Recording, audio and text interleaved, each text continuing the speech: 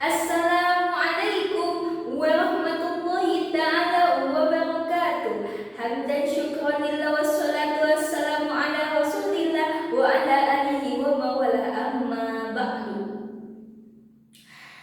Pertama-tama dan yang paling utama, marilah kita panjatkan kehadiran Allah Subhanahu wa ta'ala yang telah memberikan kita nikmat hidayah sehingga kita bisa mendengarkan majelis ilmu ini. Sholawat beserta salam semoga tercurah limpahkan kepada baginda alam yang namanya telah terpampang di pintu surga, yakni Kanjeng Nabi besar Muhammad sallallahu alaihi wasallam. Tak lupa kepada para sahabatnya, para tabi'in hingga sampai kepada kita selaku umatnya, yang mudah-mudahan diakui dan mendapatkan syafaatul umat yaumil qiyamah. Amin ya Allah ya rabbal alamin.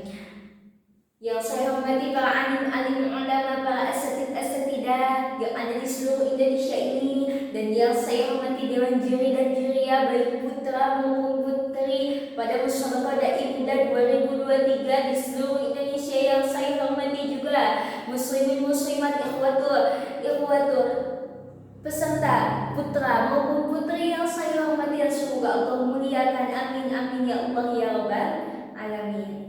Izinkan saya pada menit ini, detik ini, di tempat ini, saya akan membawakan tema yang berjudul Indahnya Menyebarkan Agama Islam di Era Digitalisasi. Hadirin, sebelum saya menjelaskan satu patah dua patah dari tema yang akan saya bawakan, izinkan saya menguak satu persatu dari kata yang saya bawakan agar lebih mudah untuk mencernanya ya. Era digitalisasi atau era globalisasi merupakan perubahan sosial yang berdampak pada pada makhluk sosial, yaitu kita sebagai manusia. Berdampak seperti apa? Berlandaskan pada nilai politiknya, ekonominya, lingkungannya, budayanya, dan sebagainya. Perubahan itu akan berdampak pada dua faktor. Apa aja dua faktor itu? Satu, dampak positif. Yang kedua, dampak negatif. Kita ke dampak negatifnya dulu ya. Dampak negatifnya adalah ketika kita menggunakan handphone atau digital atau fasilitas dari era globalisasi itu adalah menggunakannya dengan tidak senonoh atau yang tidak dianjurkannya. Contohnya seperti contoh kecil, ketika kita lebih memilih scroll TikTok, yang contoh kecil dari syariat Islam dulu ya. Allah Subhanahu wa ta'ala berfirman dalam surat Ar-Rum ayat 7 yang saya tidak bisa membacakannya dikarenakan ada halangan, dan bunyinya seperti ini. Sebagaimana Allah berfirman dalam surat Ar-Rum ayat 7, yaitu ketika kamu mengetahui. Nah, itu tegas ya, itu bahasanya tegas, itu tanda perintah. Ketika kamu mengetahui. Nah, di kata kamu mengetahui itu adalah ketika kita diberikan akal oleh Allah Subhanahu wa ta'ala. Akal untuk apa? Untuk membedakan mana hak, mana batil, mana haram, mana halal gitu ya. Kita bisa membedakan mana yang akan menjadi surga untuk kita, yang mana yang akan menjerumuskan kita ke dalam nerakanya Allah Subhanahu wa ta'ala. Kita bisa membedakan itu. Tapi kita lebih memilih dunia yang sifatnya hanya sementara. Itu Allah Subhanahu wa ta'ala berfirman seperti itu. Kita lebih memilih dunia yang sifatnya sementara daripada akhirat yang kekal. Contoh kecil ada ketika kita memilih scroll TikTok daripada scroll TikTok sampai 7 jam teman-teman, sampai 8 jam, sampai 9 jam, itu enggak terasa gitu ya, kayak 30 menit. Padahal udah 7 jam, sampai kita lupa sholat, sampai kita lupa waktu gitu ya, lupa berbakti pada orang tua, yang padahal itu kewajiban kita sendiri sebagai anaknya gitu ya. Wajib banget itu untuk apa? Untuk berbakti kepada orang tua kita, kepada guru kita yang ada di pondok gitu ya.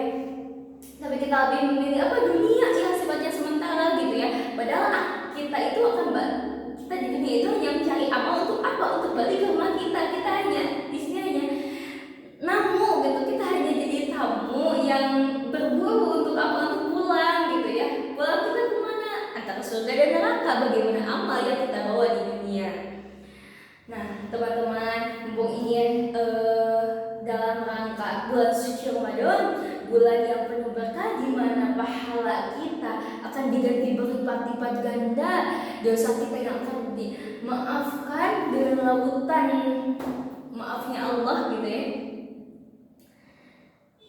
Bagaimana nih caranya gitu untuk kita melakukan kebaikan di bulan suci Ramadan? Contoh kecilnya adalah problemnya ketika perempuan itu kan suka ada yang haid gitu ya, atau kayak suka ada permasalahannya, aku gak bisa puasa nih soalnya lagi haid, amalan apa ya yang harus aku kerjain dalam Ramadan gitu ya, tapi aku pengen mendapatkan pahala dari Allah gitu ya. Aku niat tuh satu, mendapatkan pahala dari niat tersebut ya, niat tersebut itu mendapatkan pahala. Yang kedua adalah ketika kita berbuat baik kepada orang yang berpuasa, contohnya seperti kita berbuat baik kepada orang yang berpuasa, memberikan buka dan sahurnya, kita memberikan makanan untuk orang yang berpuasa pada buka dan sahurnya. Nah, kita seperti apa? Seperti orang yang berpuasa juga pahalanya. Dalam kitab Sahih Muslim halaman 879 nomor 1693 itu jelaskan bahwa ketika kita barang siapa yang ingin berikan pahala misal ajron gitu, pahalanya seperti barang siapa yang memberikan kebaikan kepada orang yang berpahala atau kepada orang yang baik atau seorang yang beribadah, maka kita akan mendapatkan pahala sama seperti orang beribadah tersebut. Ya contoh kecilnya tadi, seperti kita puasa gitu, kita tidak puasa tapi kita memberikan orang buka dan sahur kepada orang yang berpuasa, maka pahalanya sama seperti kita mengajarkan puasa. Yang padahal kita enggak di halangan gitu ya. Contoh seperti saya yang di halangan, teman-teman juga banyak problem ini gitu ya. Yang jadi pertanyaan, gimana ya cara kita mendapatkan pahala gitu ya, pahala dari kita berpuasa itu gitu. Nah itu contoh salah satu kecilnya. Nah kita balik ke hadirin muslimin rahimahumullah, kita balik lagi ke tadi, problem apa supaya kita mendapatkan dampak positifnya itu?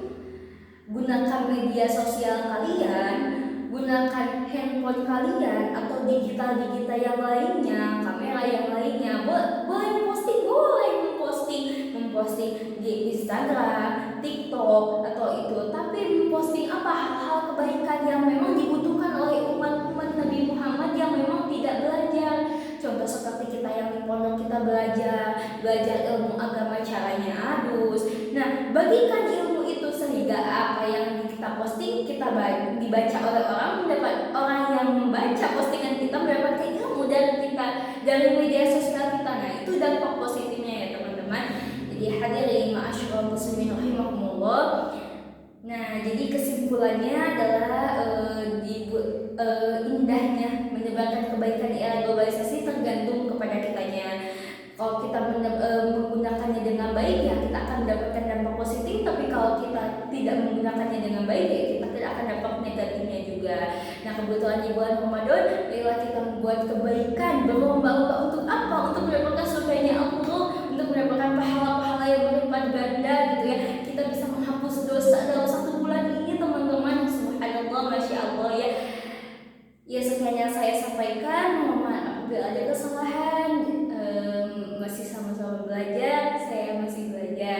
Wabillahi taufiq wal hidayah. Wa ridha